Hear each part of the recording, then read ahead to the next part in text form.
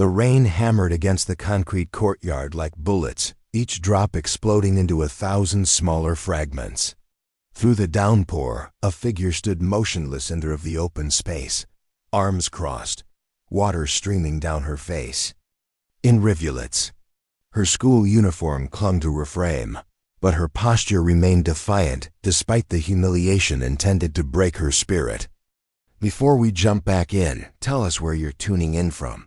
And if this story touches you, make sure you're subscribed because tomorrow, I've saved something extra special for you. 3 figures circled her like predators, their laughter cutting through the storm. One of them, a tall blonde with perfectly manicured nails, held up a phone, recording every second of what was meant to be the ultimate destruction of the new girl's reputation. Another, shorter but equally cruel, clutched a bundle of soggy clothes just out of reach. "Having fun yet, freak?" The blonde taunted, her voice carrying an edge of satisfaction that came from years of practicing this particular brand of cruelty.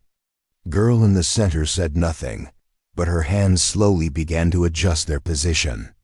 What the bullies didn't know was that those hands had been trained for years in the ancient art of breaking bones with precision. What they were about to learn was that some people, when pushed to their absolute limit, don't just break, they snap back with devastating force. The sound that followed wasn't the crack of thunder, but something far more personal and immediate. 2 sharp snaps that would echo through Riverside Academy for months to come, turning the hunter into the hunted and the victim into something far more dangerous than any of them had imagined. Sophia Martinez had always been the kind of person who noticed everything but said nothing. At 17, she possessed an unusual combination of quiet intensity and physical grace that made her stand out in any crowd, though she preferred to blend into the background. Her dark hair fell in waves past her shoulders, and her deep brown eyes held an alertness that suggested she was constantly calculating, measuring, preparing for whatever might come next that the moving truck had pulled away from their new house in Riverside just 3 days ago, leaving behind the familiar chaos of cardboard boxes and the lingering smell of packing tape. Her mother, Elena Martinez, had secured a position as head nurse at Riverside General Hospital, a promotion that meant leaving behind everything Sophia had known in Phoenix, Arizona. The decision hadn't been easy, but Elena was a single mother who had learned to make difficult choices when necessary. Sophia understood the sacrifice. She'd watched her mother work double shifts at the hospital in Phoenix, coming home exhausted but determined to provide for their small family. Elena had immigrated from Mexico at 19, pregnant and alone, with nothing but a fierce determination to build a better life for her unborn daughter. She'd worked her way through nursing school while raising Sophia, often studying late into the night while her daughter slept. The Martinez family had learned early that survival meant being strong, being smart, and being ready for anything. Elena had enrolled Sophia in judo classes when she was 8, not for sport or recreation, but as a practical skill. "In this world, Mia," she'd said, "you need to know how to protect yourself. But more importantly, you need to know when to use that protection." Sophia had taken to the martial art with an intensity that surprised even her sensei, Master Rodriguez. Where other children saw judo as a fun activity, Sophia saw it as a language, a way to communicate with the world through controlled violence and precise movement. She'd spent 9 years perfecting her technique, earning her black belt at 16, and learning not just how to throw an opponent, but how to control them, how to cause just enough pain to end a confrontation without causing permanent damage. But she'd also learned the darker applications, the moves that Master Rodriguez taught only to his most advanced students, the ones who demonstrated not just skill but judgment, how to dislocate a shoulder with a simple twist, how to snap a wrist with precise pressure applied to the right point, how to end a fight so definitively that it would never happen again. Riverside Academy loomed before her on that first Monday morning, like a fortress of red brick and steel windows. The school served the affluent suburb of Riverside, were manicured. Lawns stretched between houses that cost more than most people earned in a lifetime. Sophia's new home was in the more modest section of town, a small rental house that her mother had chosen because it was clean, safe, and within walking distance of the hospital. The contrast wasn't lost on her as she watched students emerge from luxury SUVs and expensive sports cars, their designer backpacks and perfectly styled hair marking them as members of a social class that Sophia had never belonged to. She'd learned to navigate different worlds throughout her childhood: the Spanish-speaking community where her mother felt most comfortable, the diverse public schools she'd attended, the disciplined environment of the Judo dojo, but this felt different. This felt like stepping into a carefully constructed ecosystem, where she would always be an outsider. Her first period class was advanced placement literature, and she slipped into a seat near the back, hoping to observe before being observed. The teacher, Mrs. Henderson, was a middle-aged woman with kind eyes and a gentle manner that immediately put Sophia at ease. She'd always excelled in English, finding refuge in books the way some people found it in music or art. "We have a new student joining us today," Mrs. Henderson announced, and Sophia felt 22 pairs of eyes turned toward her. "Sophia Martinez, would you like to introduce yourself?" Sophia stood, her movements fluid and controlled. "I'm Sophia. I moved here from Phoenix. I'm looking forward to the class." She sat back down, having said exactly what was necessary and nothing more.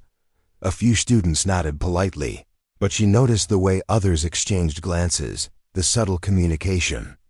That happens in established social groups when something new enters their environment.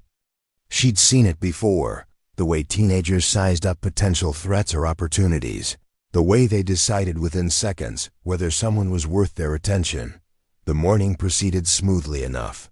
Sophia navigated the hallways with the same careful observation she brought to everything else, noting the informal hierarchies, the invisible boundaries that separated different groups. She identified the athletes by their easy confidence and expensive athletic wear, the academic achievers by their purposeful stride and overladen backpacks, the artists by their carefully cultivated dishevelment and paint-stained fingers. Then she saw them. They stood near the lockers like a small royal court, 3 girls who commanded attention without appearing to seek it. The tallest was clearly the leader, blonde hair that caught the light like spun gold, blue eyes that seemed to evaluate everything they looked at, and a smile that never quite reached those eyes.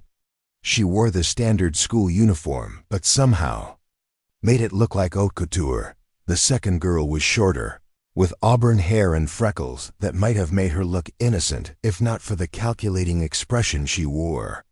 She stood slightly behind the blonde, close enough to be included, but far enough to show deference. The third was darker, with black hair pulled back in a severe ponytail and features that suggested she took her role as enforcer seriously. She was the one scanning the hallways, watching for signs of disrespect or challenge to their group's authority. Sophia recognized the dynamic immediately. Every school had them, the girls who ruled through a combination of social manipulation, carefully targeted cruelty, and the kind of psychological warfare that adults rarely saw or understood. They were predators in designer clothes, hunters who fed on the insecurities and fears of their classmates. The blonde's name was Madison Wells, and she was 17 years old, with the kind of poise that came from a lifetime of being told she was special. Her father owned 3 car dealerships in the area, and her mother was active in all the right social circles. Madison had learned early that beauty and money were forms of power, and she'd spent years perfecting the art of wielding both. Her lieutenant was Rachel Foster, whose family had old money and older secrets. Rachel was smart enough to know that being second in command to Madison was better than being first in command of nothing. She'd carved out her niche as the group's strategist, the one who identified weaknesses and developed plans to exploit them. The enforcer was Chloe Jang, whose parents were both surgeons and who had inherited their precision and coldness. Chloe was the one who delivered the group's punishments, who made sure that anyone who challenged their authority understood the consequences. They noticed Sophia immediately. Of course, how could they not? She was new, she was different, and she carried herself with a confidence that didn't match her obvious outsider status. In their world, that was either a threat to be eliminated or an opportunity to be exploited. Madison's evaluation was swift and thorough. The new girl's clothes were clean but not expensive. Her backpack was functional rather than fashionable, and her shoes showed the kind of wear that suggested she walked places rather than being driven. But there was something else, something in the way she moved, the way she held herself, that suggested she wasn't going to be as easy to intimidate as most newcomers. "New girl," Madison said, her voice carrying the kind of authority that expected immediate attention. "Come here." Sophia looked up from her locker, meeting Madison's gaze directly. This was the moment, she realized, when the tone would be set for everything that followed. She could approach submissively, accepting whatever position they decided to give her. In their hierarchy, she could ignore them, risking their anger but maintaining her independence.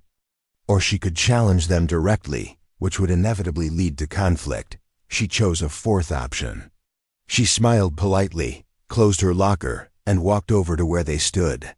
"I'm Sophia," she said, extending her hand as if she were meeting them at a business conference rather than in a high school hallway.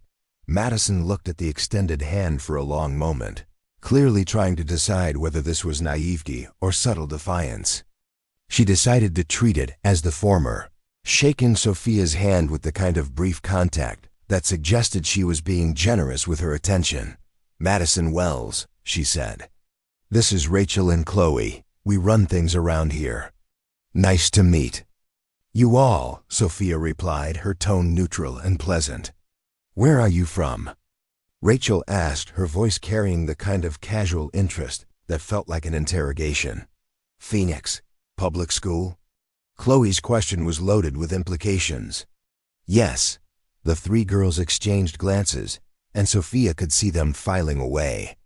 Information, building a profile that would determine how they dealt with her. New girl, public school background, modest means, no obvious social connections. In their calculation, she should be grateful for their attention and eager to please. "Well," Madison said, her smile sharpening slightly, "I'm sure you'll find things are different here. We have certain ... standards." Preparing and narrating this story took us a lot of time, so if you are enjoying it, subscribe to our channel. It means a lot to us. Now back to the story. "I'm sure I'll adapt," Sophia replied, matching Madison's smile with one of her own. There was a moment of silence, a testing of wills that lasted only seconds, but felt much longer. Then Madison laughed, a sound that was meant to be friendly, but carried an edge of something else. "I like her," she announced to her companions. "She's got spirit." But Sophia caught the way Chloe's eyes narrowed, the way Rachel's smile didn't reach her eyes. She understood that she'd just been marked, cataloged as someone who would need to be dealt with eventually. The question was whether they would try to recruit her, destroy her. The answer came sooner than she expected. Lunch period at Riverside Academy was a carefully choreographed social event. The cafeteria was divided into invisible territories, each claimed by different groups with their own unspoken rules and hierarchies. Sophia had planned to find a quiet corner where she could eat alone while observing the dynamics around her. She never got the chance. "Sophia." Madison's voice carried across the cafeteria, drawing attention from dozens of students. "Over here." Sophia looked up to see Madison waving her over to a table that was clearly prime real estate near the windows, with a view of the courtyard, and positioned so that everyone in the cafeteria could see who was important enough to sit there. She weighed her options quickly. Refusing the invitation would be a public rejection of Madison's authority, something that would escalate the conflict immediately. Accepting it would put her under Madison's control, at least temporarily, but would also give her a chance to learn more about her potential enemies.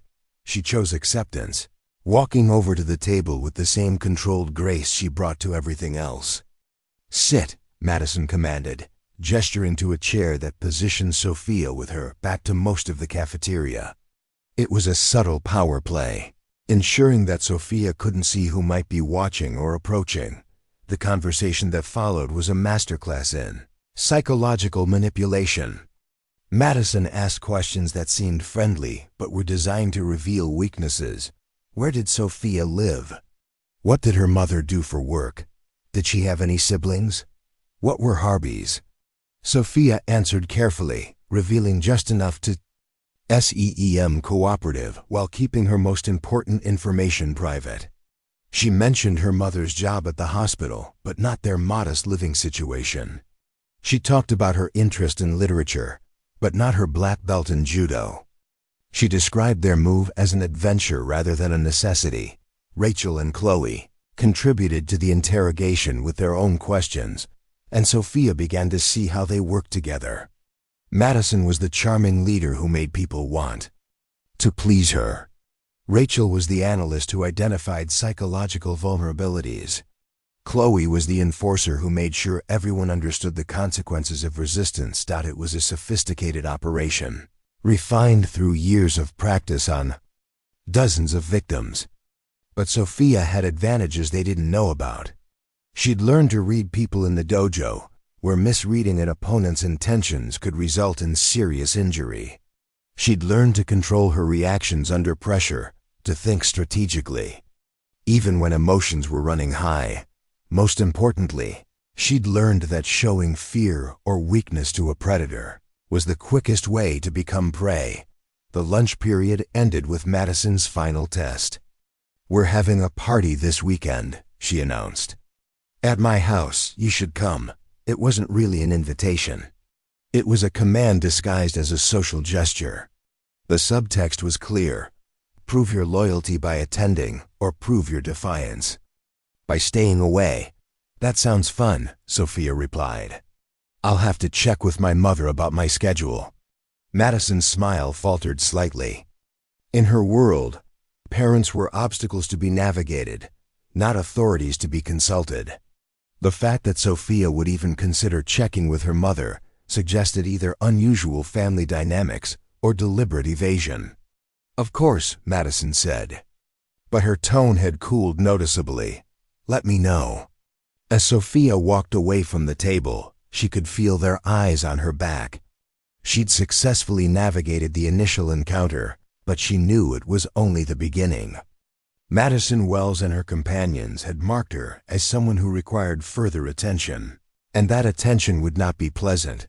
The rest of the day passed without incident, but Sophia remained alert, watching for signs of escalation. She noticed how other students gave Madison's group a wide berth, how conversations stopped when they approached, how teachers seemed to treat them with a deference that suggested their parents' influence extended well beyond the school's walls. She also noticed the victim students who kept their heads down, who ate lunch alone, who seemed to shrink into themselves whenever Madison's group was nearby. There was Kevin Morrison, a thin boy with thick glasses who sat by himself reading science fiction novels. There was Amy Chun, a quiet girl who spent her free time in the art room working on paintings that suggested a rich inner life. There was Marcus Williams, a tall boy who might have been handsome if not for the way he hunched his shoulders and avoided eye contact. These were the casualties of Madison's war on anyone who didn't fit her narrow definition of acceptable. They were the evidence of what happened to students who couldn't or wouldn't conform to her vision of how the school should be run. Sophia felt a familiar anger building in her chest, the same feeling she'd experienced as a child when she'd watched bigger kids pick on smaller ones. But this time, she wasn't just a witness. This time, she was a target. The question was whether she would become another victim or something far more dangerous. As she walked home that afternoon, Sophia began to plan. The small rental house on Maple Street felt different from their old home in Phoenix, but Elena Martinez had learned long ago that home wasn't about the building, It was about the people inside it. She stood in the kitchen, unpacking the last box of dishes while Sophia sat at the worn wooden table, her homework spread out in organized piles. "How was your first day, Mia?" Elena asked, her voice carrying the slight accent that became more pronounced when she was tired. Sophia looked up from her calculus problems, studying her mother's face. Elena had aged well, but the years of working double shifts had left their mark, fine lines around her eyes, silver threads in her black hair, and a weariness that she tried to hide, but never quite could. "It was fine," Sophia replied, which was her standard response when she didn't want to worry her mother unnecessarily. Elena paused in her unpacking, recognizing the tone.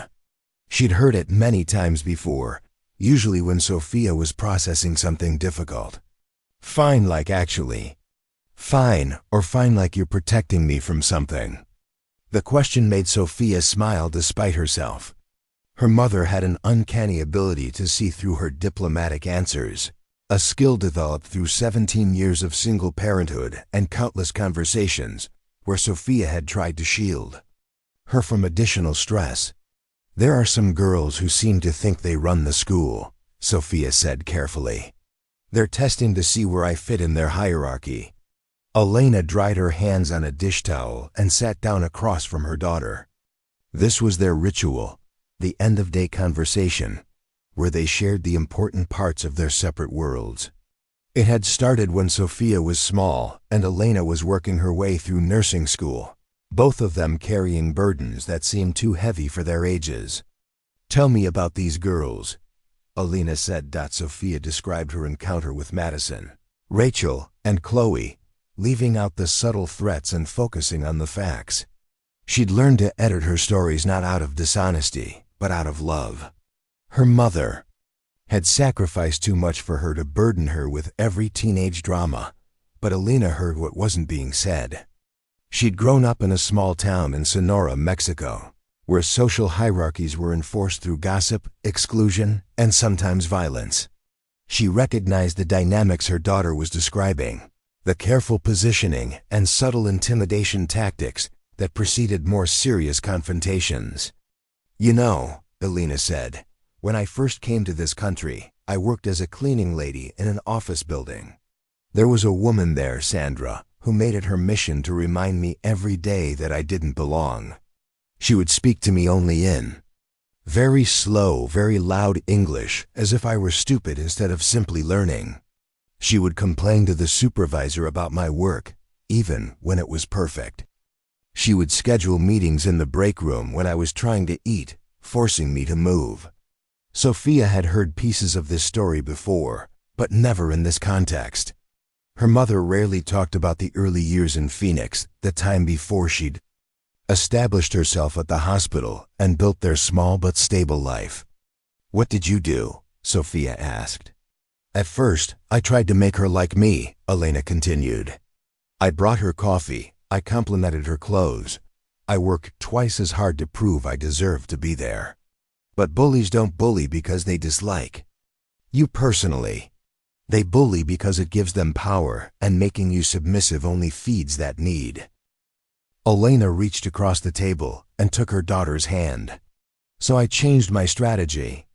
I started documenting everything, every comment, every complaint, every time she tried to humiliate me.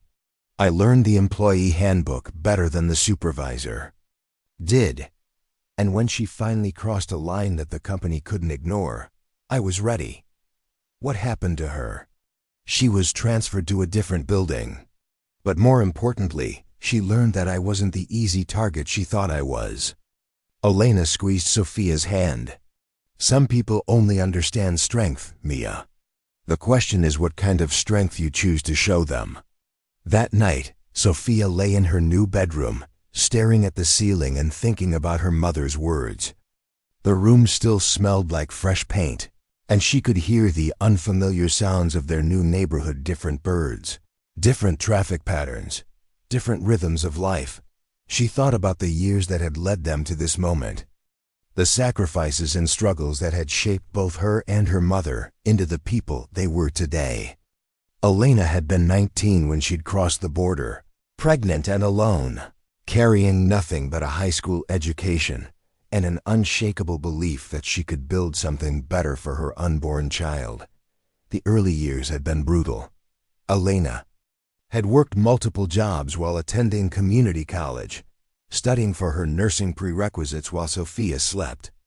She'd cleaned offices at night, worked in restaurant kitchens during the day, and spent every free moment with textbooks and medical journals. Sophia's earliest memories were of falling asleep to the sound of her mother typing papers on an ancient computer, of being quietly entertained with coloring books while Elena attended study groups, of eating dinner in hospital cafeterias while her mother completed clinical rotations. But there had also been moments of pure joy. Elena teaching her to dance to Mexican ballads in their tiny apartment, reading her stories in both Spanish and English, showing her how to make tamales from scratch even when they could barely afford the ingredients. The judo lessons had started when Sophia was 8, after an incident at school where an older boy had pushed her down and taken her lunch money. Elena had arrived at the school within an hour, her face set in the expression that Sophia had learned meant someone was about to face consequences they hadn't anticipated. "My daughter will not grow up afraid," Elena had told the principal, her voice carrying an authority that seemed to surprise everyone in the room. "And she will not grow up helpless." Master Rodriguez's dojo was in a strip mall between a laundromat and a taco shop, nothing fancy but serious about its purpose. The walls were covered with photographs of students who had earned their black belts, testimonials from parents whose children had found confidence and discipline through martial arts training. Sophia had been intimidated at first by the formal atmosphere, the bowing and the Japanese terminology, the way the advanced students moved with such fluid precision. But Master Rodriguez had a gift for seeing potential in unlikely places, and he'd recognized something in the quiet 8-year-old who watched everything with such careful attention. "Judo is not about fighting," he'd told her during her first lesson. "It is about understanding force and using it wisely. Sometimes you absorb your opponent's energy and redirect it. Sometimes you meet it with equal force. Sometimes you avoid it entirely. The art is in knowing which response the situation requires." Those lessons had shaped more than just Sophia's physical abilities. They'd taught her to read people, to understand the difference between confidence and aggression, between strength and brutality. She'd learned to remain calm under pressure, to think strategically even when emotions were running high. But she'd also learned the darker applications, the techniques that Master Rodriguez taught only to his most advanced and trusted students. How to apply pressure to specific points that would cause pain without permanent damage. How to manipulate joints in ways that would temporarily disable an opponent. How to recognize when someone intended real harm and respond with appropriate force. Power without wisdom is dangerous. Master Rodriguez had warned her when she'd earned her black belt. But wisdom without power is useless. You must always know which one the situation requires. Now lying in her new bedroom in Riverside, Sophia wondered which one her current situation would require. Madison Wells and her companions weren't playground bullies who could be discouraged with a show of confidence.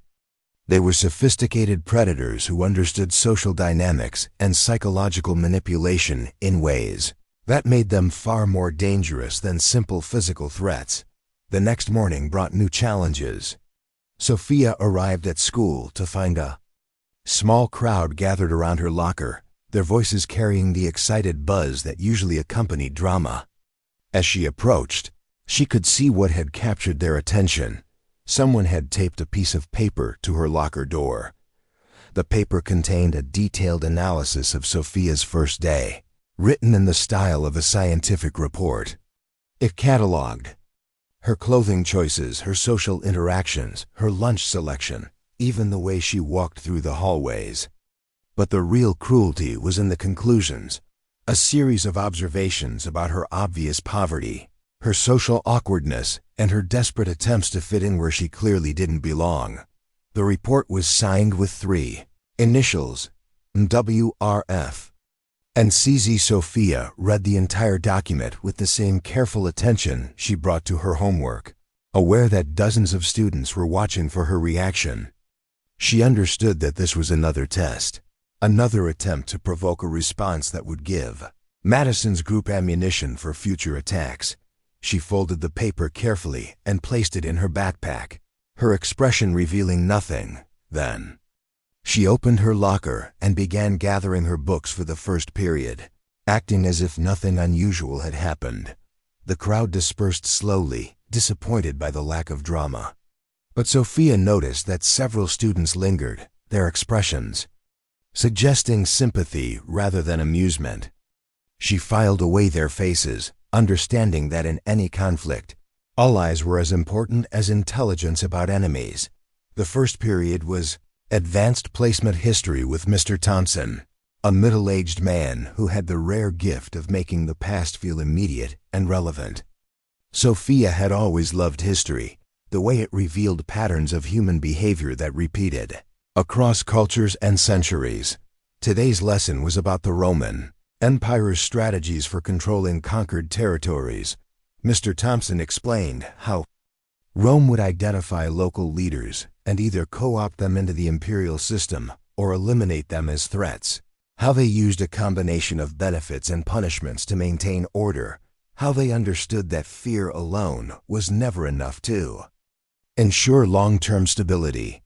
The most effective control, Mr. Thompson said, came from making people complicit in their own subjugation. Give them small privileges, make them feel special compared to others, and they'll enforce the system themselves. Sophia found herself thinking about Madison's invitation to the party, the way she'd been positioned at the lunch table, the careful balance of inclusion and intimidation that characterized their entire interaction. She was seeing the same patterns that had played out across history, the same techniques that had allowed small groups to control much larger populations. After class, she was approached by Kevin Morrison, the thin boy with glasses she'd noticed eating alone the day before. He glanced around nervously before speaking, as if checking for surveillance. "That thing they put on your locker," he said quietly. "It's just the beginning. They did the same thing to me last year, but they didn't." "Stop there." Kevin's warning was delivered in the tone of someone who had learned caution through painful experience. He told her about the systematic campaign that had followed his own scientific analysis. Rumors spread through social media, pranks that escalated from annoying to dangerous, social isolation enforced through threats and intimidation. "The worst part," he said, "is that they're smart about it. They never do anything that adults would recognize as bullying. It's always just jokes, just accidents, just misunderstandings. But it wears you down until you start believing what they say about you." Sophia thanked him for the warning, recognizing the courage it had taken for him to approach her. She was beginning to understand the scope of Madison's operation, the way it functioned as a shadow government within the school's official structure. During lunch, she made a point of sitting with Kevin and Amy Chun, the quiet artist she'd noticed the day before. The table was in the cafeteria's equivalent of Siberia, far from the windows and prime social real estate, but Sophia preferred it. From here, she could observe without being the center of attention. Amy was working on sketches in a small notebook, her pencil moving with quick, confident strokes. When Sophia asked to see them, Amy hesitated before turning the notebook around. The drawings were portraits of their classmates, but not the flattering kind found in yearbooks. These were psychological studies that captured something essential about each subject: Madison's cold calculation behind her beautiful smile, Rachel's desperate need for approval masked as sophistication, Chloe's barely contained violence waiting for an excuse to emerge. "You see them clearly," Sophia said, and Amy's face flushed with pleasure at the recognition. "Most people don't look past the surface," Amy replied. "But artists have to see what's really there."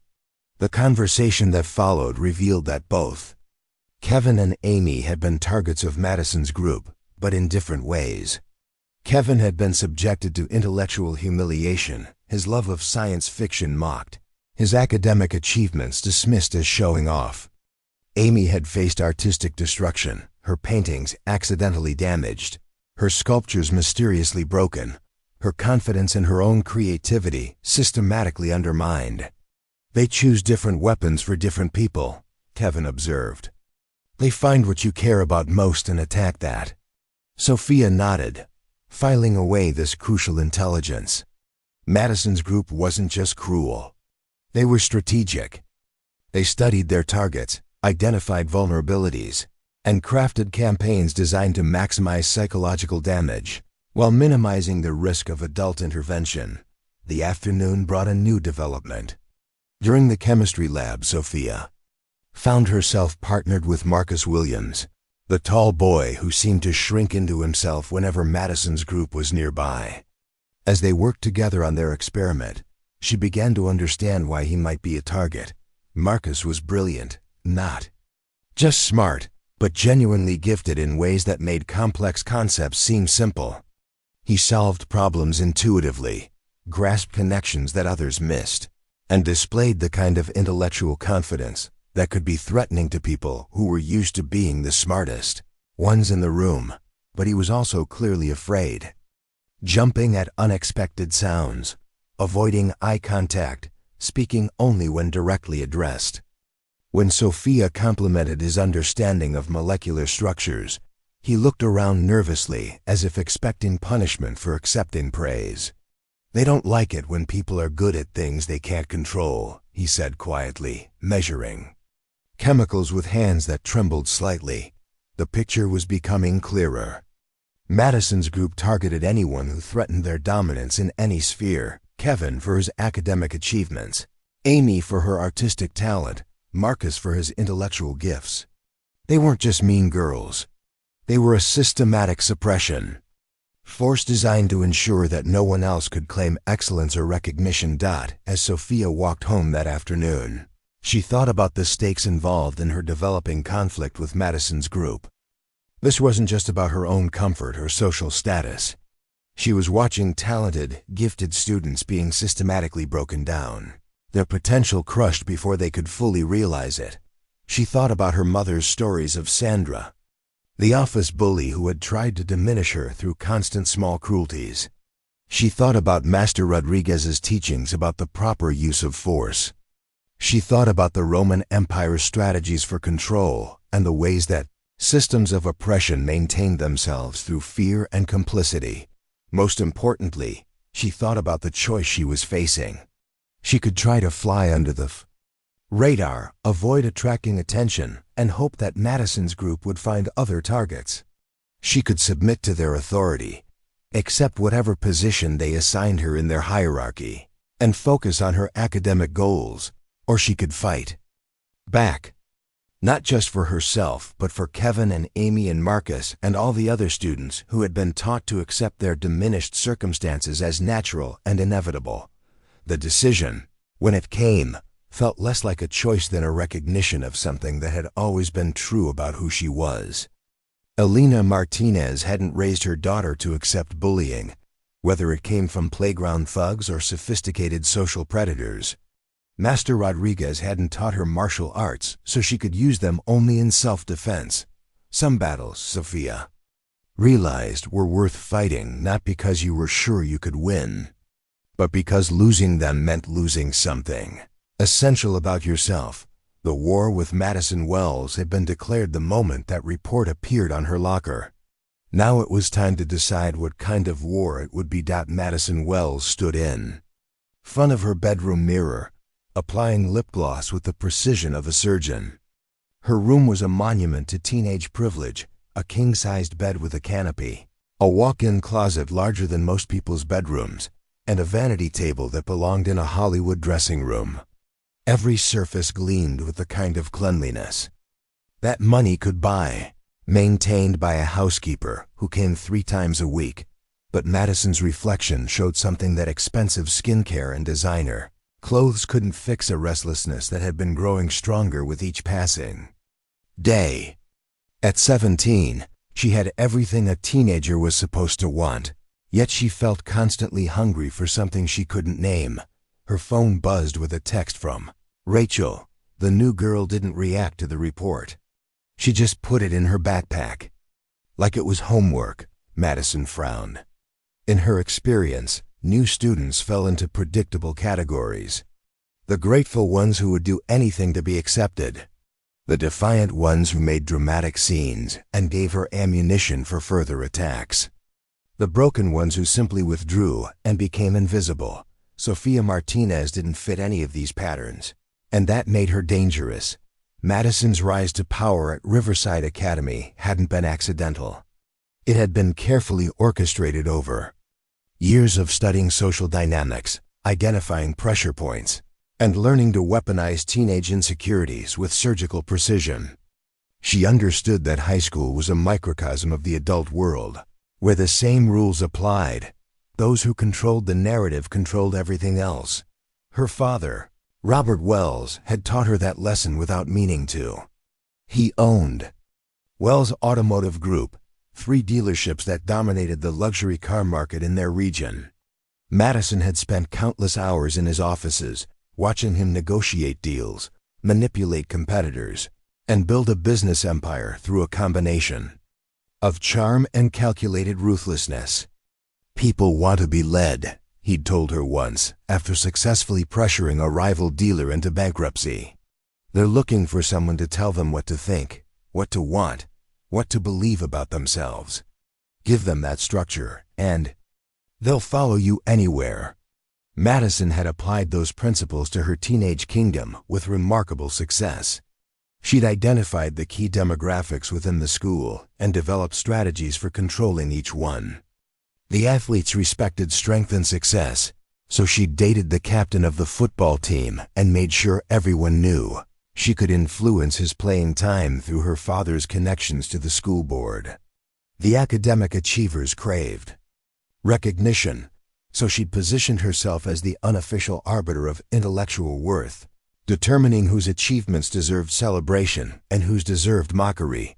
The artists wanted acceptance for their creativity, so she'd become a patron of sorts, deciding which projects received school funding and social media promotion. Even the outcasts served her purposes. Their visible suffering reminded everyone else of the consequences of challenging her authority. But Madison's system required more than just followers. It needed active participants. That's where Rachel and Chloe became essential. Rachel Foster had been an easy recruitment. Her family's old money came with social expectations that Rachel struggled to meet. She wasn't pretty enough to be a debutante, smart enough to be an academic star, or talented enough to excel in any particular area. But she was observant, analytical, and desperate enough for social status to embrace the role of Madison's strategist. Rachel's gift was psychological profiling. She could identify a student's deepest insecurities within days of observation. Who was insecure about their appearance, who desperately needed parental approval, who felt inadequate academically or socially. She developed a system for cataloging these vulnerabilities, maintaining detailed files that would have impressed professional intelligence agencies. Chloe Jang's recruitment had been different. The daughter of 2 surgeons, she'd grown up in an environment where precision and emotional detachment were valued above everything else. Her parents had pushed her toward academic excellence from an early age, but Chloe had discovered that she preferred different kinds of problem solving. Where her parents cut into bodies to fix physical problems, Chloe had learned to cut into people's psychological defenses to create problems. She'd found that she had a talent for identifying exactly how much pressure to apply to break someone without crossing lines that would bring adult intervention. Together, the 3 girls had created a system of social control that was both subtle and devastating. They never left fingerprints, never created evidence that adults would recognize as bullying. Instead, they operated through whisper campaigns, strategic exclusions, and carefully orchestrated accidents that left their targets feeling isolated and worthless. The system had worked perfectly for 3 years. Until Sophia Martinez arrived and refused to follow the script, Madison set down her lip gloss and picked up her phone, scrolling through the photos Rachel had taken of Sophia throughout the day. The new girl walking through the hallways with confident posture, sitting with the outcast during lunch without apparent embarrassment, reading the scientific report with the kind of calm focus most people reserved for studying. She's analyzing. U.S., Madison said aloud, the realization hitting her like cold water. Most students at Riverside Academy were so focused on fitting in that they never stopped to study the social dynamics around them. They accepted the hierarchy as natural, inevitable, permanent. But Sophia was doing something different. She was learning the system from the outside, identifying its strengths and weaknesses with the detachment of an anthropologist studying a foreign culture. Madison's phone rang. Rachel's voice carried an edge of excitement that meant she'd discovered something important. I found her on social media, Rachel said without preamble. Or rather, I found what she doesn't have. No Instagram, no TikTok, no Snapchat, nothing. It's like she doesn't exist online. This was significant intelligence. In Madison's world, social media presence was currency. The number of followers, the quality of photos, the carefully curated image of success and popularity. These things determine social value more than any traditional metric. A student without social media was either hopelessly out of touch or deliberately invisible. What about her mother? Madison asked. Elena Martinez, head nurse at Riverside General. Single mother, immigrant background, worked her way up from nothing. No social media presence either, but her hospital profile suggests she's respected professionally. Madison processed this information quickly. Sophia's lack of online presence wasn't ignorance, it was strategy. She'd deliberately chosen to remain invisible in the digital realm where Madison's influence was strongest. That suggested a level of strategic thinking that was both impressive and threatening. There's something else, Rachel continued. I talked to Jennifer Kim from Phoenix. She transferred here last year from the same school district where Sophia used to go. She'd never heard of her. This was puzzling. Jennifer Kim was a social media influencer with over 50,000 followers, someone who documented every aspect of teenage life in exhaustive detail. If Sophia had been involved in any significant social drama in Phoenix, Jennifer would have known about it. Either she kept an incredibly low profile, Rachel said, or she's very good at avoiding attention when she wants to. Madison ended the call and walked to her window, looking out at the perfectly manicured lawn where her father's luxury cars gleamed in the afternoon sun. She'd built her empire by understanding people's desires and fears, by knowing exactly which buttons to push to get the reactions she wanted.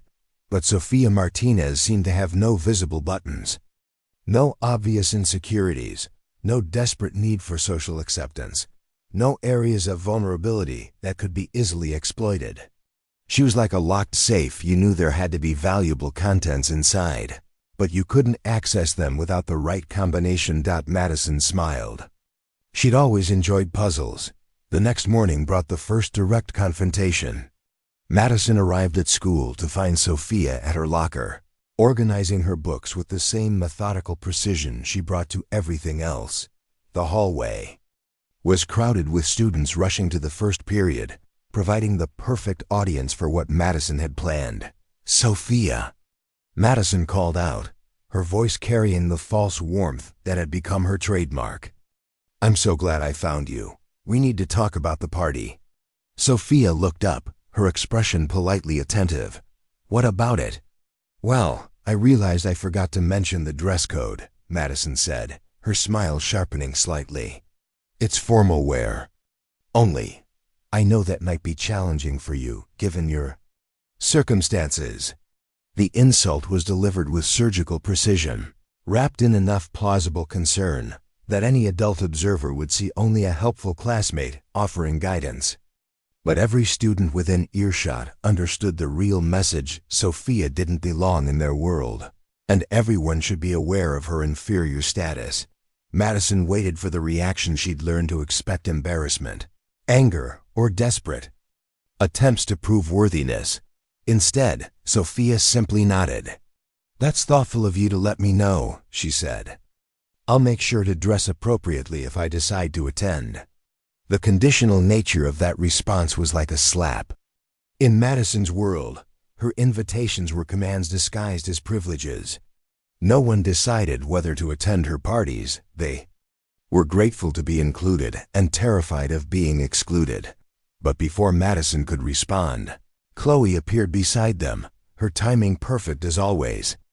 She was carrying a large coffee that she'd clearly been drinking while walking, and as she approached Sophia's locker, she executed what appeared to be a perfectly accidental stumble. The coffee splashed across Sophia's textbooks, soaking her homework and leaving dark stains on the pages she'd been reading. It was a classic Chloe maneuver, destructive enough to cause real damage, but clumsy enough to seem genuinely accidental. "Oh my God!" Chloe exclaimed, her voice filled with manufactured horror. "I'm so sorry. I'm such a klutz." Madison watched Sophia's face carefully, looking for the anger or distress that would give her ammunition for the next phase of attack. Instead, Sophia began calmly removing her books from the locker, assessing the damage with the detached focus of someone conducting an inventory. "Accidents happen," Sophia said mildly, using her sweatshirt to blot coffee from a particularly valuable textbook. Chloe's eyes flashed with frustration. The whole point of the maneuver was to provoke a reaction that would justify escalation. But Sophia's calm acceptance of the destruction left Chloe looking like the aggressor she actually was. "Let me buy you new books," Chloe offered, the generosity calculated to put Sophia in debt to her. "That won't be necessary," Sophia replied. "Most of the damage is superficial." She finished cleaning what she could and closed her locker, gathering the damp books against her chest. Then she looked directly at Madison, her dark eyes holding an expression that was neither hostile nor submissive. "See you in class," she said, and walked away. Madison stared after her, feeling something she hadn't experienced in years: uncertainty. Sophia had just survived 2 attacks without giving them any leverage for future assaults. She hadn't become angry enough to be labeled as having anger management issues. She hadn't accepted their fake generosity and put herself in their debt. She hadn't shown enough distress to satisfy their need for psychological dominance.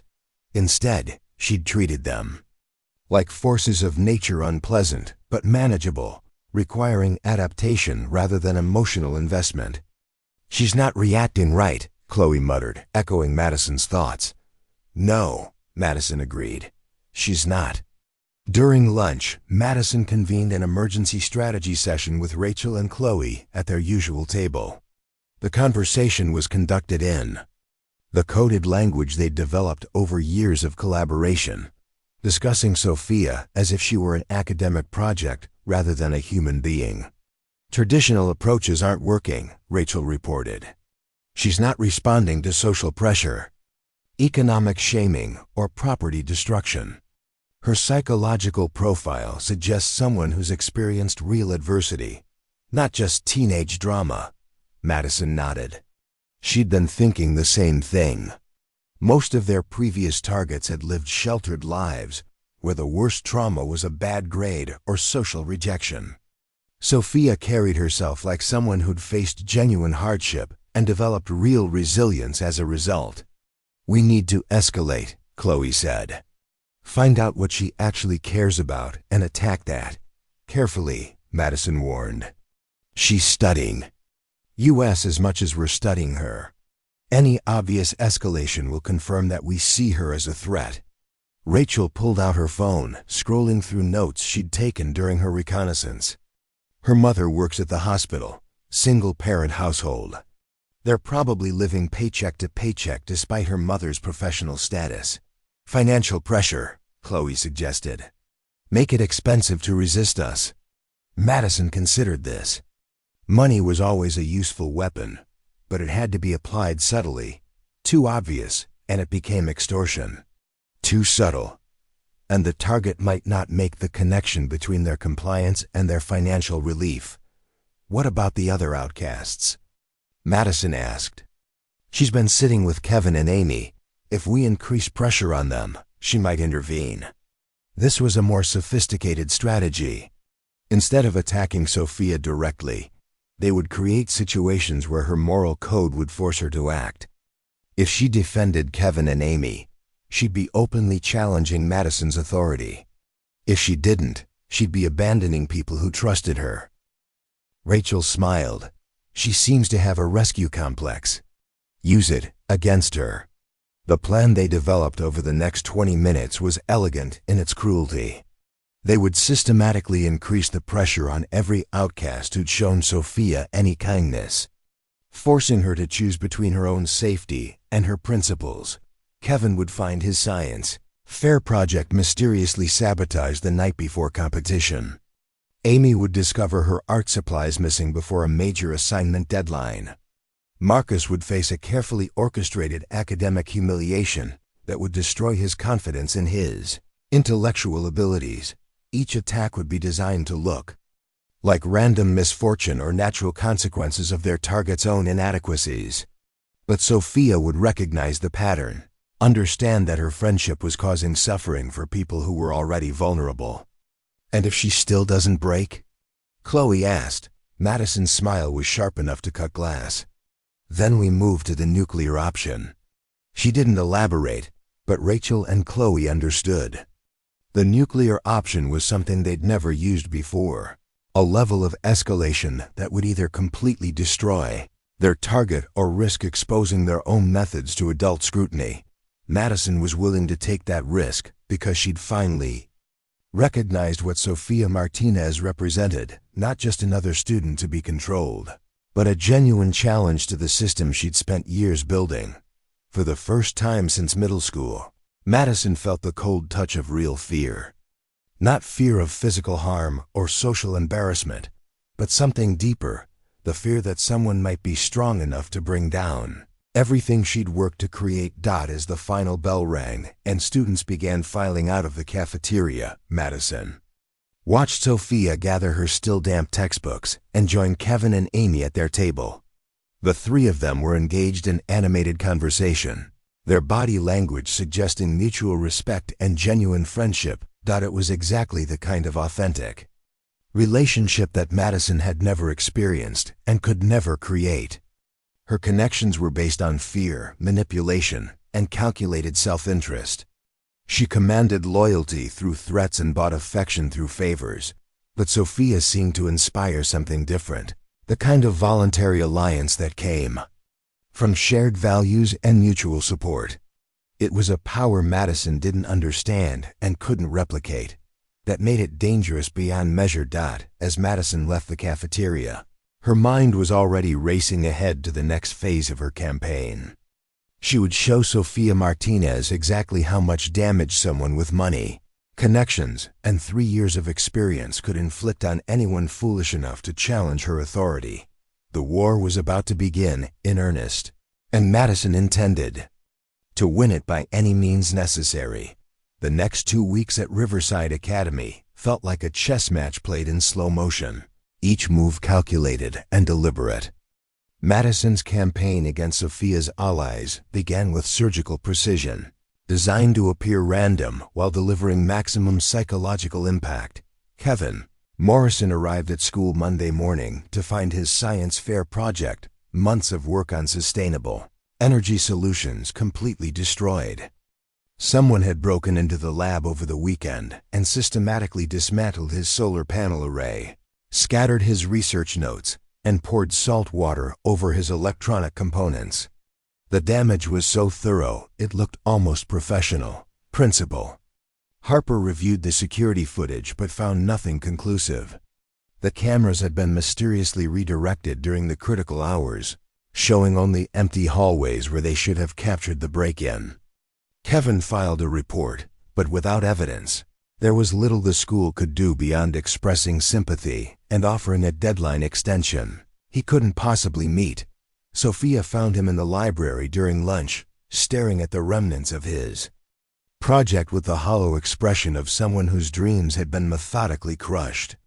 She sat beside him without speaking, understanding that sometimes presence was more valuable than words. 3 months of work, Kevin said finally, his voice barely above a whisper. I was going to apply for early admission to MIT with this project. Now I have nothing to show them except failure. You have the knowledge, Sophia replied quietly. The research you did, the problems you solved, that's still in your head.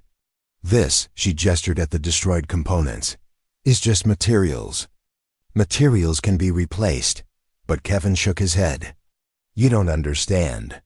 My parents aren't wealthy like the other kids here. They've been saving for years just to help me apply to colleges.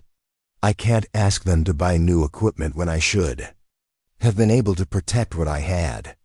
Sophia felt a familiar anger building in her chest, the same feeling she'd experienced watching playground bullies torment smaller children. But this was worse.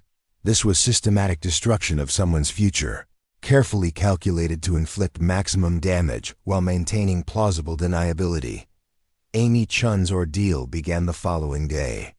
She arrived at the art studio to find her semester project, a series of paintings exploring identity and belonging slashed beyond repair. Someone had taken a razor blade to months of work, cutting precise lines through faces and hands, destroying the emotional core of each piece. The art teacher, Ms. Rodriguez, found Amy sobbing over the ruins of her portfolio, paint and canvas, scattered across the floor like the remnants of a massacre. Unlike Kevin's situation, this destruction had happened during school hours, suggesting that the perpetrator had access and authority that most students lacked. But again, the security cameras revealed nothing useful. The art studio had a blind spot near the storage area, and whoever had done this had known exactly where to position themselves to avoid detection. The precision of the cut suggested someone with artistic knowledge, not random vandalism but deliberate sabotage by someone who understood exactly how to inflict maximum psychological damage. Amy's paintings had been her voice, her way of communicating emotions and experiences that words couldn't capture. Now that voice had been silenced with surgical precision, leaving her feeling exposed and powerless. Sophia found her in the empty studio after school, still staring at the destruction. Amy's usual composed demeanor had cracked, revealing a vulnerability that made Sophia's anger burn even hotter. They knew exactly what these meant to me, Amy said, her voice thick with tears. I've been working on this series since freshman year. Each painting was a piece of my story, and now it's all gone. Marcus Williams's humiliation was perhaps the cruelest because it played out in public. During his AP chemistry presentation, a complex explanation of molecular bonding that represented weeks of preparation, someone had hacked into the classroom's digital system and replaced his carefully prepared slides with crude drawings and mocking text. Instead of scientific diagrams, the screen showed cartoon versions of Marcus being beaten up by his own molecules, accompanied by text that called him Professor Nobody and suggested that his intellectual achievements were compensation for social inadequacy. The presentation system had been locked remotely, preventing him from accessing his real materials or stopping the humiliating display. Marcus had stood frozen at the front of the classroom as his classmates laughed, his face burning with shame. As months of work was reduced to a public joke, the teacher eventually managed to reset the system. But the damage was done. Marcus's confidence had been shattered in front of his peers, his academic reputation destroyed by a few minutes of calculated cruelty. Each attack followed the same pattern: meticulous planning, perfect timing, and complete absence of evidence. But Sophia recognized the signatures: Rachel's psychological profiling in the choice of targets, Chloe's technical precision in the execution, and Madison's strategic thinking in the overall campaign. They were sending a message that transcended the individual attacks. Anyone who associated with Sophia Martinez would suffer consequences that the school system couldn't prevent or punish. It was social terrorism designed to isolate her by making friendship with her too dangerous to maintain. But the strategy had an unintended consequence. Instead of abandoning Sophia, Kevin, Amy, and Marcus began meeting regularly in the library, comparing notes about their experiences and sharing strategies for survival. What Madison had intended as isolation tactics had actually created a stronger alliance based on shared adversity.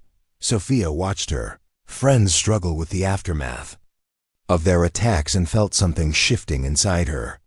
The careful control she'd maintained since arriving at Riverside was beginning to crack, replaced by a cold fury that reminded her of her mother's stories about workplace bullies and Master Rodriguez's lessons about when violence became necessary.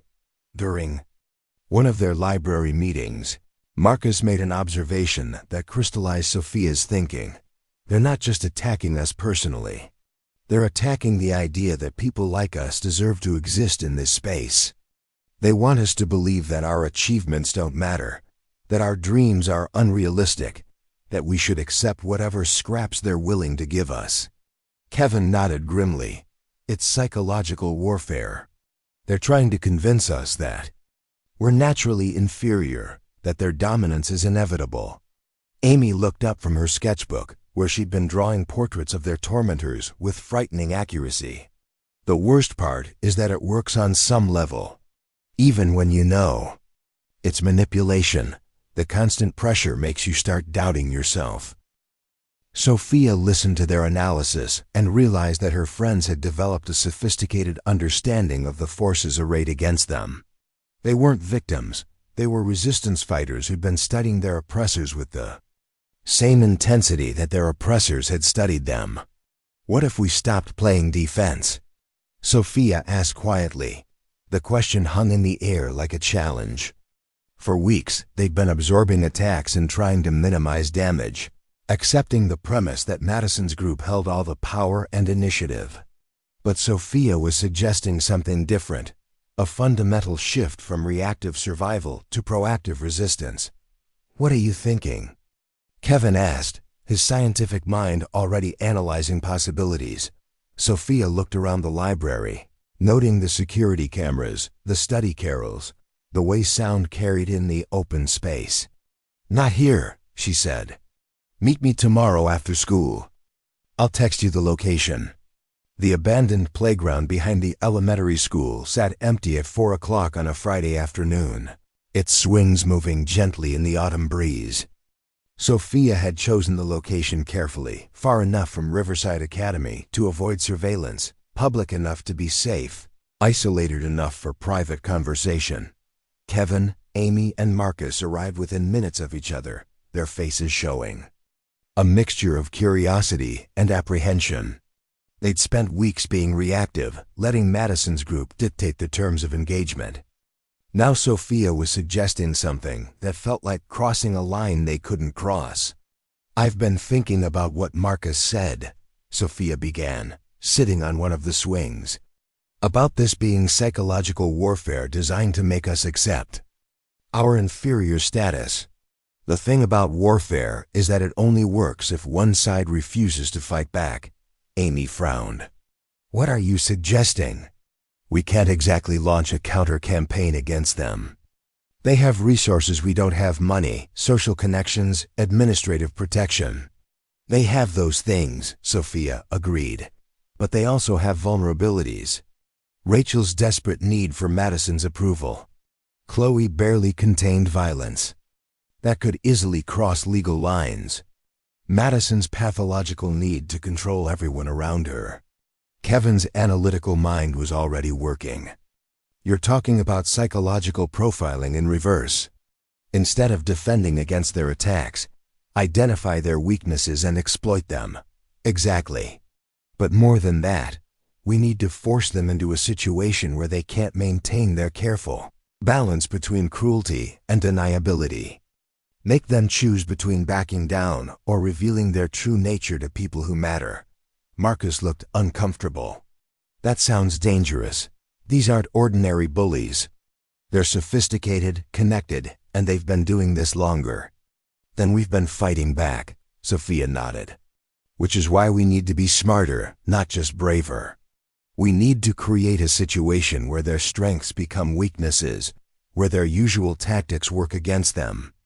She outlined her plan over the next 30 minutes, a strategy that combined Kevin's technical skills, Amy's artistic insight, and Marcus's understanding of academic politics. It was risky, requiring precise timing and perfect execution, but it offered something they'd never had before: the possibility of ending Madison's reign rather than simply surviving it. The plan began the following Monday with a series of seemingly unrelated actions. Kevin started a social media account documenting accidents and coincidences at Riverside Academy, using his photography skills to capture the aftermath of various incidents without directly accusing anyone. Amy began a new art project featuring anonymous portraits of students, their faces obscured, but their emotions raw and recognizable. Marcus started a petition for increased security measures in academic buildings, citing the recent string of project destructions. Each action was designed to create pressure without direct confrontation, building awareness of the pattern of attacks, while maintaining plausible innocence. But the real trap was more subtle. They were forcing Madison's group to choose between escalating to more obvious tactics or accepting that their victims were no longer intimidated. Madison recognized the shift immediately. She built her power on the assumption that her targets would remain isolated and reactive, accepting abuse as the price of avoiding worse consequences. But Sophia's group was doing something unprecedented. They were organizing, documenting, and building public awareness of issues that had previously remained hidden. The response came faster than Sophia had expected. On Wednesday morning, she received a text message from an unknown number. Party tonight. Mandatory attendance. Consequences for absence will be severe. Wear something you don't mind getting dirty. The message was followed by an address: Madison's house, of course, and a time that coincided with a severe weather warning. The local forecast predicted heavy rain, possible flooding, and dangerous driving conditions. Sophia understood immediately that this was the nuclear option Madison had. Referenced a situation designed to force complete submission or justify extreme retaliation. The timing, location, and weather conditions suggested something far worse than social humiliation. She forwarded the message to Kevin, Amy, and Marcus, along with a simple instruction: document everything. If I don't contact you by midnight, call the police and my mother. The hours before the party felt like the calm before a storm, both literally and figuratively. Sophia spent the afternoon in meditation, using the breathing techniques Master Rodriguez had taught her to center her mind and prepare her body for whatever was coming. She thought about her mother's stories of facing down workplace bullies, about the importance of choosing when to fight and when to endure. She thought about Master Rodriguez's teachings about the proper use of force, about the difference between violence for dominance and violence for protection. Most importantly, she thought about Kevin, Amy, and Marcus, the friends who'd been hurt because of their association with her, the targets who'd become victims because they'd shown her kindness. At 7 o'clock, as the first drops of rain began to fall, Sophia dressed carefully in dark clothes and waterproof boots. She wasn't going to Madison's party to socialize or submit. She was going to end a war that had gone on too long and hurt too many people. The Wells mansion sat on 3 acres of perfectly manicured lawn, its windows blazing with light against the darkening sky. Cars filled the circular driveway, expensive vehicles belonging to the offspring of Riverside's most influential families. This wasn't just a party. It was a gathering of the local teenage elite, ensuring maximum witnesses for whatever Madison had planned. Sophia parked her mother's modest sedan between a BMW and a Mercedes, the contrast serving as a reminder of the economic battlefield she was entering. She could hear music and laughter from inside the house, the sounds of a celebration that felt more like a trial. Madison greeted her at the door with a smile that didn't reach her eyes. "Sophia, I'm so glad you decided to come."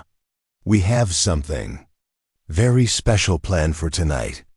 The interior of the house was as impressive as its exterior: marble floors, crystal chandeliers, and artwork that probably cost more than most families' annual income.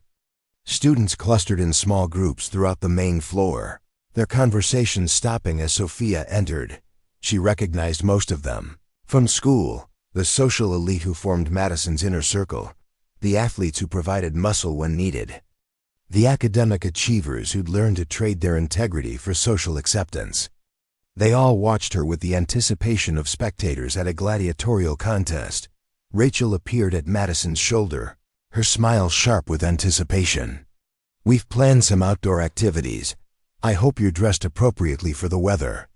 Chloe emerged from the kitchen, carrying a bundle of what looked like old clothes. "Just in case you need to change," she said, her voice carrying an edge that suggested the clothing was more than just backup. Sophia accepted the bundle without examining it, understanding that refusal would trigger the confrontation prematurely. "How thoughtful," she said, her voice calm despite the adrenaline beginning to course through her system. The next hour passed in a blur of forced socializing, with Madison's group taking turns engaging Sophia in conversations designed to establish dominance and humiliate her in front of the other guests. They asked pointed questions about her mother's work, her family's financial situation, her plans for college, each query calculated to highlight her outsider status. But Sophia had spent weeks studying their tactics, and she recognized each attempt at psychological manipulation. She answered their questions with polite directness, neither defensive nor aggressive, maintaining the same controlled demeanor that had frustrated them since her arrival at Riverside Academy. At 9 o'clock, as the rain intensified to a steady downpour, Madison announced that it was time for the evening's main event. "We're going to play a little game," she said, her voice carrying over the music.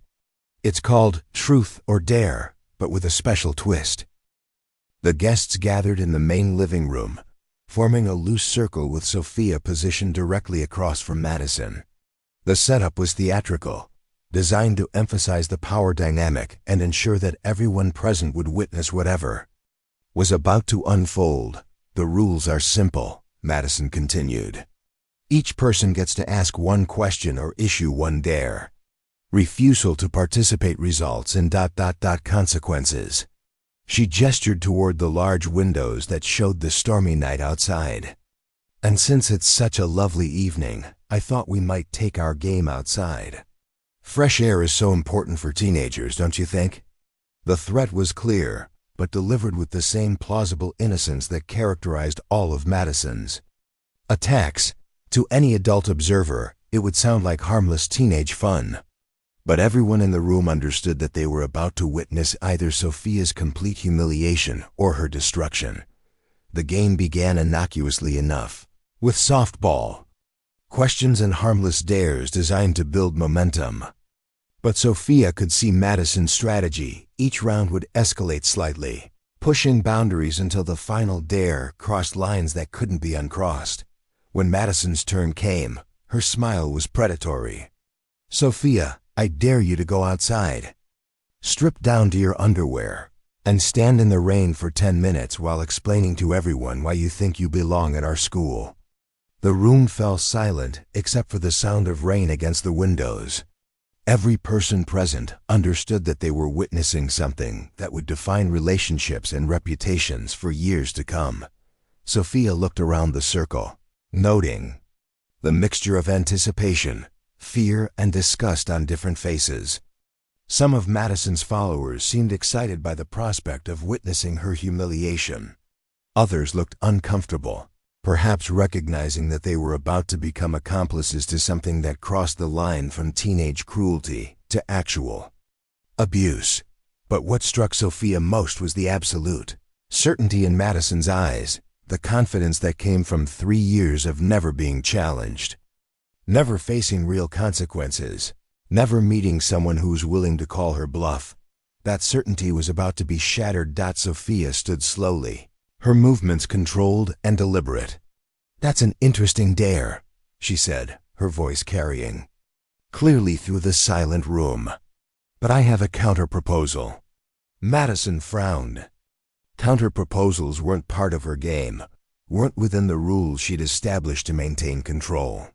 "If I do what you've asked," Sophia continued, "will you accept the same dare? Will you strip down and stand in the rain while explaining why you think you have the right to humiliate other people?" The challenge hung in the air like a physical presence. Madison had built her entire system on the assumption that she could inflict consequences without facing them, that she could demand submission without risking her own status. Now, Sophia was offering her a choice: back down and reveal her cowardice to everyone present, or accept terms that would put her own dignity at risk. Madison's smile faltered for the first time that evening. "That's not how the game works." "Then maybe it's time for a new game," Sophia replied. "One with different rules." What happened next would be debated and analyzed by Riverside Academy students for months afterward. Some would claim that Madison simply lost her temper, that the months of unsuccessful attempts to break Sophia had finally pushed her past rational thought. Others would argue that it was calculated escalation, a deliberate choice to use physical force when psychological manipulation had failed. But everyone agreed on the facts of what occurred. Madison stood abruptly, her composure cracking for the first time in front of her followers. "You think you're so smart," she said, her voice rising above the rain. "You think you can come into our school, our world, and challenge everything we've built?"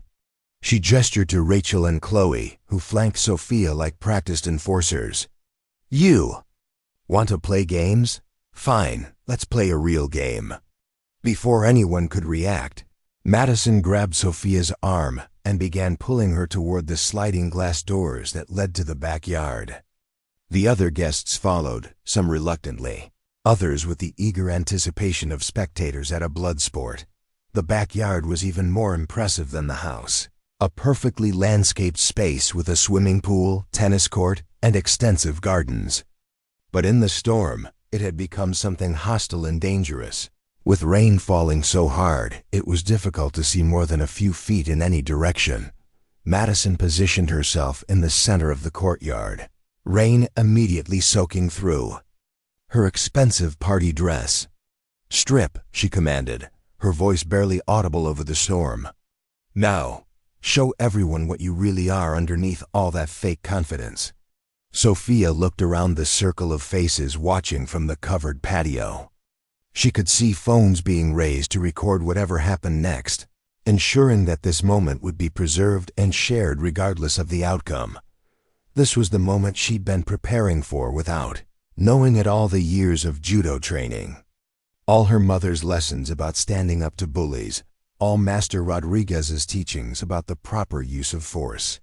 Everything had led to this confrontation in the rain, with a dozen witnesses and no possibility of avoiding consequences. Sophia began removing her jacket, her movements slow and deliberate.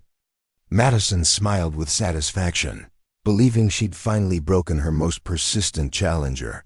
But when Sophia removed her jacket, instead of the compliance Madison expected, she revealed something that made several spectators gasp a black belt around her waist, usually hidden beneath her school clothes, but now clearly visible in the rain-soaked fabric of her shirt. Madison's smile faltered. She'd researched Sophia extensively, but had never discovered her martial arts background. The black belt changed the dynamic completely, transforming what she'd planned as humiliation into something far more dangerous. "You think a belt makes you tough?" Madison said, but her voice carried less certainty than before. Instead of answering, Sophia continued undressing with the same controlled movements, removing her shirt and pants until she stood in the rain wearing only her underwear and the black belt. But instead of the shame and vulnerability Madison had intended to create, Sophia's posture radiated controlled power. She wasn't a victim being humiliated. She was a fighter choosing her battlefield. "My turn," Sophia said quietly, but her voice carried clearly through the storm. What followed happened so quickly that most Spectators didn't understand what they'd witnessed until they saw the video recordings later. Madison, perhaps recognizing that her psychological dominance had failed, made the mistake of trying to assert physical control. She stepped forward and grabbed Sophia's shoulders, intending to push her down into the mud and complete her humiliation. But the moment her hands made contact, Sophia's training took over. The first technique was a simple wrist control. Sophia gripped Madison's right wrist with both hands and applied pressure to specific points that Master Rodriguez had taught her years earlier. The grip was designed to cause immediate, intense pain without permanent damage, a control technique used by law enforcement and martial artists. Madison's scream cut through the rain as the pressure on her wrist triggered nerve responses she'd never experienced. She tried to pull away, but Sophia's grip only tightened, the black belt around her waist suddenly seeming less like an accessory and more like a warning. Rachel, seeing her leader in distress, made the tactical error of trying to intervene. She grabbed Sophia from behind, attempting to break the hold through superior numbers. But Sophia had trained for multiple attackers, and her response was swift and devastating. Still maintaining her grip on Madison's wrist, Sophia pivoted and executed a hip throw that sent Rachel flying into the muddy ground with a splash that was audible even over the rain. The technique was perfectly executed, using Rachel's own momentum against her while ensuring she landed in a way that would be painful, but not permanently damaging. Chloe, the designated enforcer who'd spent years intimidating other students through implied violence, found herself facing someone who understood real violence in ways she'd never imagined. When she moved to help her fallen allies, Sophia released Madison's wrist and turned to face her. The look in Sophia's eyes stopped Chloe in her tracks.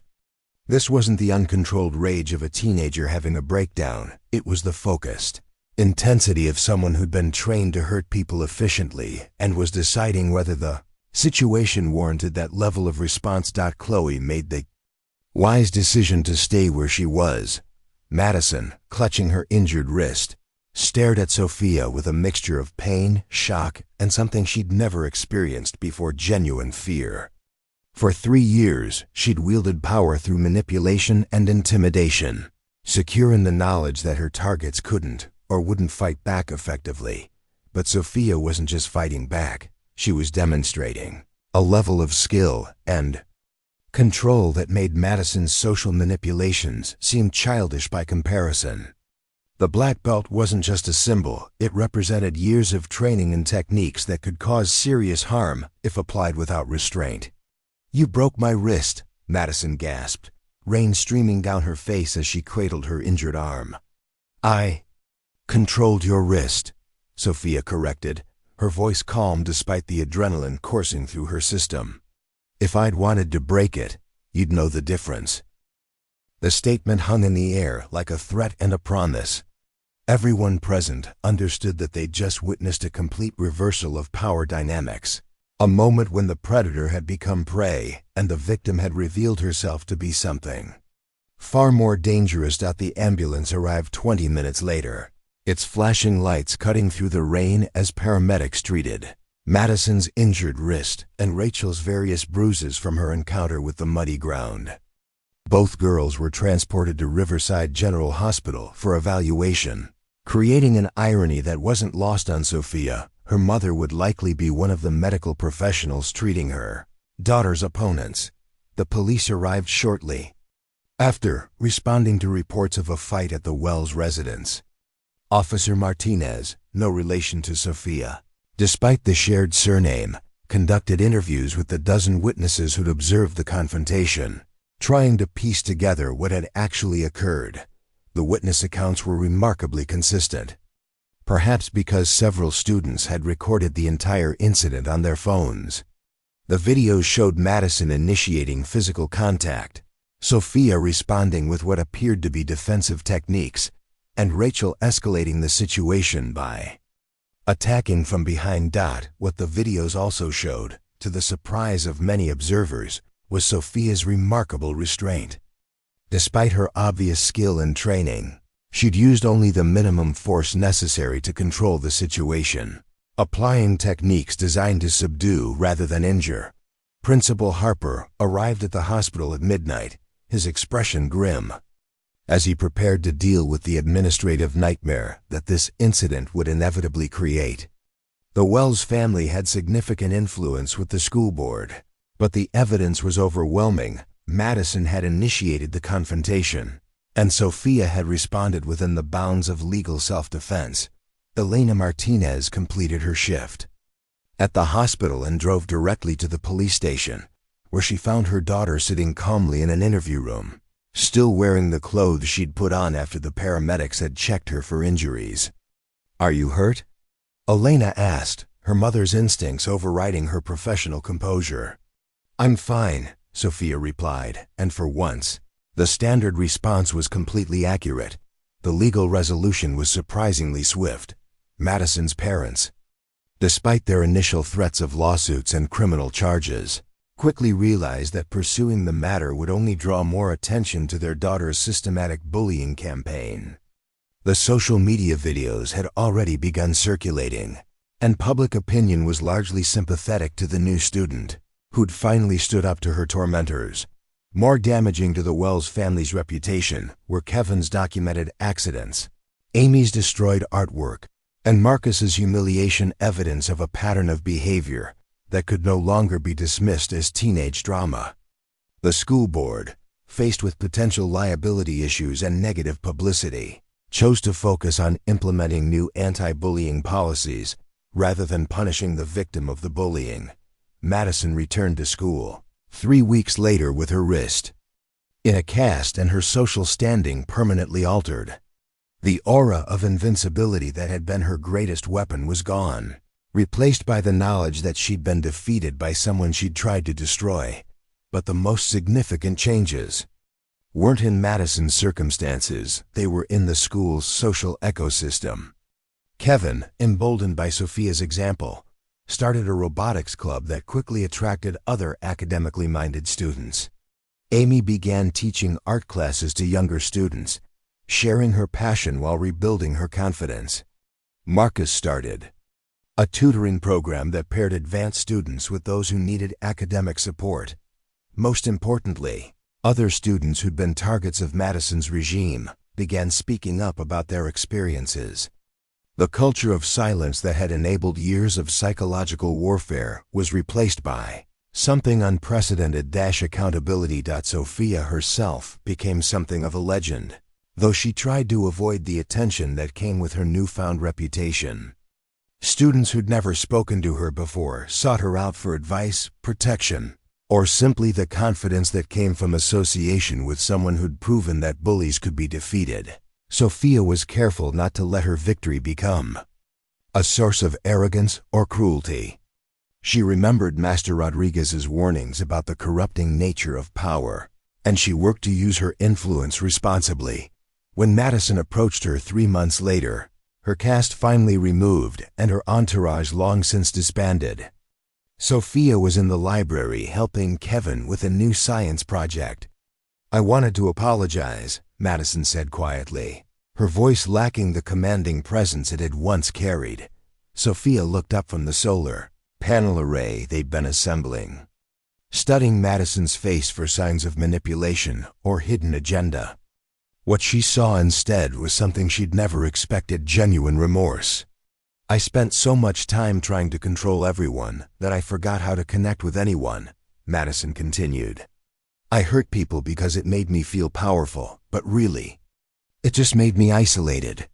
The apology was awkward and incomplete, but it represented something important, the beginning of self-awareness that might eventually lead to genuine change. "Thank you for saying that," Sophia replied. "It matters to the people you hurt." Madison nodded and started to leave, then turned back. "How did you know? That night in the rain, how did you know you could win?" Sophia considered the question carefully. "I didn't know I could win," she said finally. "I just knew I couldn't lose. There's a difference." As Madison walked away, Sophia reflected on the months that had passed since her arrival at Riverside Academy. She'd come to the school, hoping to blend in, to complete her education without drama or conflict. Instead, she'd found herself in a war that had tested everything she'd learned about strength, courage, and the proper use of power. But she'd also found something else: friendship with people who shared her values, a community of students who were building something better than what they'd inherited, and the satisfaction that came from standing up for principles that mattered. The rain that had fallen on that confrontational night had washed away more than just makeup and pretense. It had cleansed a toxic system that had corrupted the school's social environment for years, replacing it with something healthier and more sustainable. Sophia understood that her mother's lessons about fighting workplace bullies, Master Rodriguez's teachings about martial arts philosophy, and her own experiences as an immigrant's daughter had all prepared her for this moment. She'd learned that sometimes the most important battles weren't the ones you wanted to fight, but the ones that chose you. As she walked home that evening, Sophia felt something she hadn't experienced since leaving Phoenix: a sense of belonging, of having found her place in a community that valued the same things she did. The war was over, but the work of building something better was just beginning. And for the first time since arriving in Riverside, Sophia was excited about what tomorrow might bring. Up next, you've got 2 more standout stories right on your screen. If this one hits the mark, you won't want to pass these up. Just click and check them out. And don't forget to subscribe and turn on the notification bell so you don't miss any upload from us.